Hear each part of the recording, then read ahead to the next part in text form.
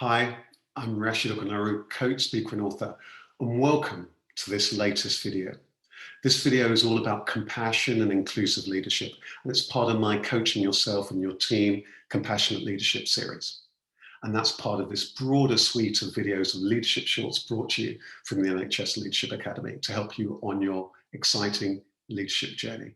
And we know that leadership can be challenging, but it also is incredibly rewarding. And it can be incredibly rewarding for one and all when we bring inclusion and compassion to it. So let's step into this. For those of you who don't know me, if you don't know me, I'm Rashid, I'm a coach, I'm a speaker. My whole work as a coach, speaker and author is all around compassion and helping people find and embrace themselves and their magic and their authenticity. And it's all about helping us raise our individual and our collective consciousness and compassion. First thing I want to say here to bring to our attention is that you can look at this on any level. You can think about it in terms of your life, in your family. You could think about it in your organization. You can think about it here as a planet. We're one at the root, we're just part of the branch. I put it this way sometimes, that we're all like differing leaves on a tree, different shapes, sizes, colors, and we all wave very differently in the breeze. And when we're different shapes, sizes, colors, and all the rest of it, and we might think that we're very independent, we might look down, we might be able to see that the branch and see, oh yeah, this is my family, these are people I connected to, and maybe we've even heard about other branches on the other side of the tree. Point here is that sometimes we're so caught up in our individualism that we forget our collectiveness. All of those things are important, our unique individualities of how we show up. The branch, how we connect in terms of our family, our team, our organization, but also this oneness of this one organization, this one world that we're part of. And so this bringing together one team, one organization is really, really important for you to be mindful of as an organization, was honoring everybody's uniqueness. So this is about being aware of the challenge, being aware of the scene. Here we are. Wouldn't it be beautiful if our organizations look like this? People of all shapes, sizes, colors, preferences, backgrounds, beliefs, thinking styles, abilities, disabilities, race, gender, sexuality, preferences, experience, age. Wouldn't it be beautiful if all of these things, recognizing different people of different circumstances, those people long-term carings, those people long-term health conditions, different people with all the beauty that they bring. Would it be great if the career ladder were like that? So often it's like that, and the NHS in many ways is taking a lead in things like the Workforce Rate Equality Standard, the Disability Equality Standard, various initiatives to try and boost this drive for equality, diversity, inclusion. And we've all got a role in it. You as a leader, you're the leadership team, and everybody within your team and within your entire organization. We need to be aware of some of the dynamics that can be pride, that can be power dynamics, that can be prejudice, that can be privilege, that can be perception.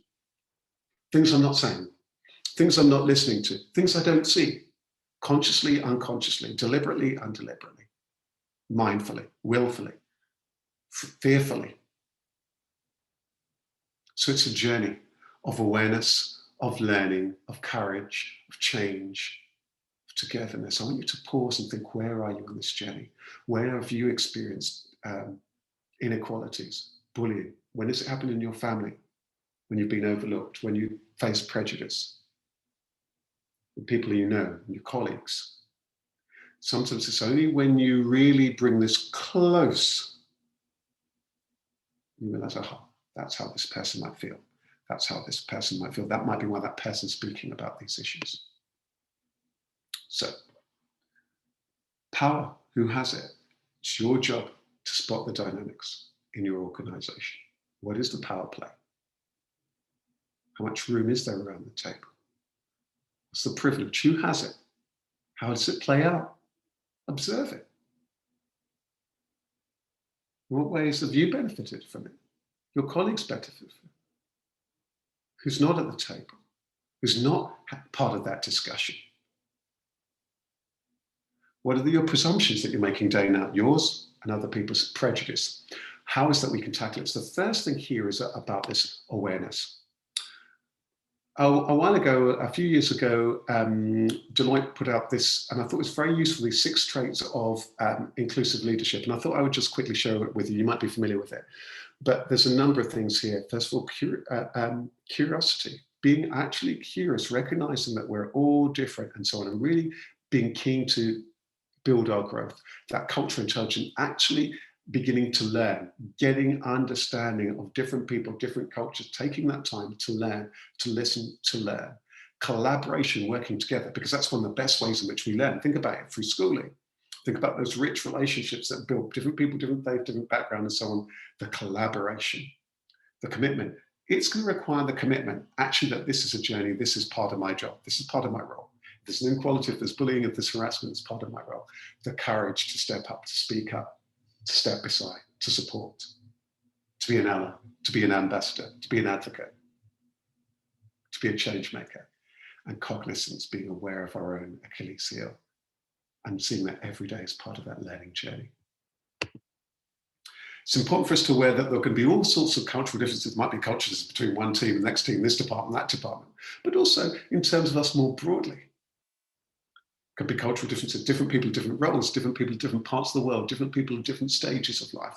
There are all sorts of these differences. Language and listening is very important, being aware of language, being aware of those prejudices, our prejudice against somebody's accent, somebody's age, somebody's height, somebody's knowledge, somebody's voice, somebody's preferences, the music that they like, plays out all of the time, being aware that one person might be quiet and so on. You might think they're disengaged. That might be that they're respectful. Somebody else might be seeming to be loud. That might be that actually that they're impassioned.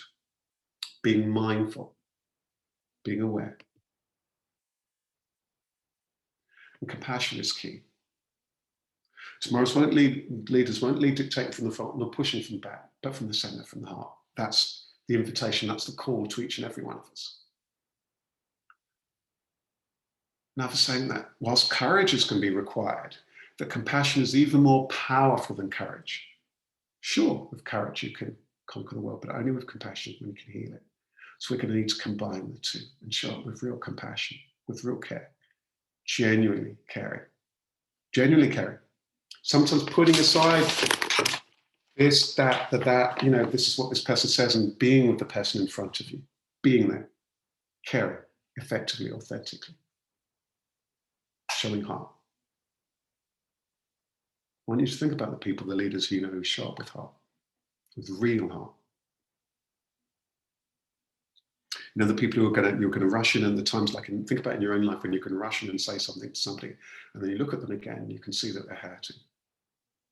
And the invitation of the journey of compassion, realize understanding the pain, the problems, the challenges of the other, and being deeply empathetic toward it. Understanding others' struggles. And suddenly they melt. So sometimes it's not about meeting people from the mind, it's meeting them from the heart. So here are my 10 tips. Consciousness of yourself, others, purpose, context. Ownership, being accountable, being committed. Measuring the statistics, who's there from what backgrounds and so on. Having targets, having teeth to these things. People feel it's a safe, supportive space, being compassionate, the developing different people of different backgrounds, different abilities, disabilities, and so on, different learning styles. Action, strategic relevance. With sanctions, implementation, systematically thinking about these things. Now, some of these may or may not be within your gift, but these might be the questions that you're raising that when you're then next in the senior meeting. Storytelling, hearing people's stories. Sharing the stories of the people who see things differently and having those challenges can be compelling. That's what our film industry, our music industry that moves us, and art's all about, the power of storytelling. It needs to be integrated. How are we going to link this policy to that program over there? It needs to be ongoing, and it needs to be now because it's urgent. Lots that we've covered there. I'm going to invite you to gently pause and reflect and think about what's been your learning today. But it's not just about your learning today, it's about, crucially, especially when it comes to quality, diversity, inclusion, and compassion, what action are you going to take? I know some people who have some of these themes around equality, diversity, inclusion in every team meeting. It's an item. Taking time to speak to people, to listen, to learn, to do your own study and your own learning. Take a time to raise it with at the conferences there, here and there, but also the compassion, showing up with heart. I want to thank you. I want to thank you for being here. I want you to remind you about this journey that we've covered today, that we're one at the root, we're part of the branch, being aware about the challenges, the environment that we're in, being aware of the dynamics, being aware that this is a journey, spotting the power and the privilege and the presumptions that you and others make, being aware of prejudice, really thinking about these steps toward inclusive leadership and being committed, being courageous.